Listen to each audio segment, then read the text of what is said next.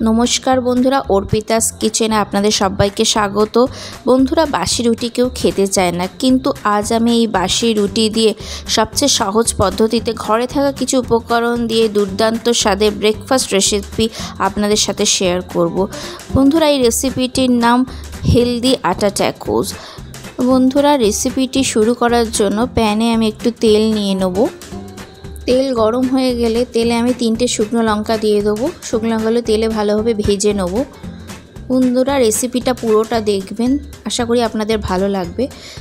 देखुन शुकनो लंकागुलो आमार भाजा हये गेছে। এখন আমি তুলে নেব শুকনো লঙ্কাগুলো একটি পাত্রে। তো ওই তেলেই আমি কিছুটা পরিমাণ পেঁয়াজ কুচো করে কেটে রেখেছিলাম, ওটাও ভেজে নেব। আর পেঁয়াজটা বেশিক্ষণ ভাজবো না, খুব সামান্য ভেজে তুলে নেব। দেখুন প্রথমে শুকনো লঙ্কাগুলো যেগুলো ভেজে রেখেছি সেগুলো ভালো করে হাত দিয়ে গুঁড়ো করে নেব। দেখুন শুকনো লঙ্কাগুলো এরকম করে গুঁড়ো করা হয়ে গেছে। এখন এর মধ্যে আমি আলু আগে থেকেই বয়েল করে গ্রেট করে রেখেছিলাম, এটা আমি মিশিয়ে দেবো। তার সাথে সামান্য লবণ দিয়ে দিলাম আর উপর থেকে পিৎজা সিজনিং অ্যাড করে দিলাম। এখানে আপনারা ম্যাগি মশলাও অ্যাড করতে পারেন। তো মশলার সাথে সব আলু ভালোভাবে মিশিয়ে নিলাম। দেখুন এখন উপর থেকে আমি ভেজে রাখা পেঁয়াজও দিয়ে দিলাম, এটাও আলুর সাথে ভালোভাবে মিশিয়ে নেব। আর সব মিশ্রণটাই হালকা হাতে মেশাবো। দেখুন মেশানো হয়ে গেছে। এখন আমি উপর থেকে কিছুটা পরিমাণ ধনিয়া পাতা অ্যাড করে দিলাম, এটাও ভালোভাবে আলু মিশ্রণের সাথে মিশিয়ে নেব। বন্ধুরা রেসিপিটি বাসি রুটি কিংবা টাটকা রুটি দুটোতেই করতে পারেন, খুবই ভালো লাগে। আলুর মিশ্রণটি আমি এখন সরিয়ে রেখে দিলাম। এখন আমি বাসি রুটিগুলো নিয়ে নিলাম। একটা রুটিতে আমি শেজওয়ান চাটনি অ্যাড করলাম। তো এখানে আপনারা চাইলে কেচাপও ইউজ করতে পারেন। তো এরকম করে রুটিতে পুরো স্প্রেড করে দেবো। তো এরপরে আমি আলু স্টাফিংটা দেব। তো আলু স্টাফিংটা একটু এখানে বেশি অ্যাড করব। আর উপর থেকে আমি মজরেলা চিজও অ্যাড করে দিলাম। এখানে যে কোনো প্রসেস চিজও ইউজ করা যাবে।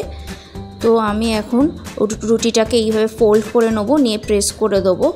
দেখুন এখানে ট্যাকোসের শেপ এসে গেছে। তো এখন আমি আরেকটা রুটিতেও সেম শেজওয়ান চাটনি অ্যাড করে দিলাম, দিয়ে ভালোভাবে স্প্রেড করে নেব। নিয়ে আলু স্টাফিংটা দিয়ে উপর থেকে মজরেলা চিজও দিয়ে দেবো, দিয়ে ফোল্ড করে নেব। একটু প্রেস করে দেবো যাতে ভালো হয়।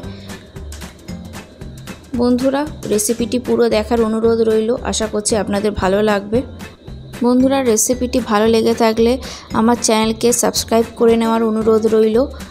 তো দেখুন আরেকটা ট্যাকোসও আমি ফোল্ড করে রাখলাম। আমি এইভাবে সবকটা রুটিগুলোকে বানিয়ে নেব। নিয়ে একটা আমি চাটু বসিয়ে দেবো, এতে আমি কিছুটা অয়েল ব্রাশ করে নেব। নিয়ে আমি রুটিগুলোকে এইভাবে রেখে দিলাম এক সাইডে ভালোভাবে। এতে আমি তেলও লাগিয়ে নিলাম, দিয়ে উপর থেকে আমি একটা ঢাকনা দিয়ে দেবো। এটাকে আমি 2 মিনিট মতো হতে দেবো, যাতে এক সাইড ভালোভাবে ভেজে যায় তেলের উপর। এখন আমি রুটিগুলোকে উল্টে দেবো আর এক সাইড ভাজার জন্য। তো 2 সাইডেই রুটিগুলো যতক্ষণ না ক্রিস্পি হবে ততক্ষণ অবধি ভাজতে হবে। তো এখন আমি 2 মিনিট মতো আবার ঢাকনা দিয়ে দেবো। দেখুন 2 মিনিট হয়ে গেছে, রুটিগুলো আমার ভালোভাবে ভাজা হয়ে গেছে। কারণ আমি রুটির সাইডগুলোকেও একটু ভেজে নেব, যাতে সব দিক থেকে ক্রিস্পি ব্যাপারটা আসে।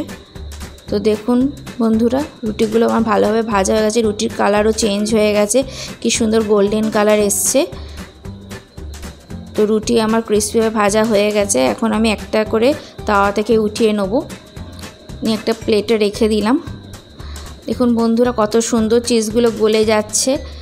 বন্ধুরা দেখুন কত সুন্দর লাগছে ট্যাকোসগুলো। তো আমাদের হেলদি আটা ট্যাকোস রেডি।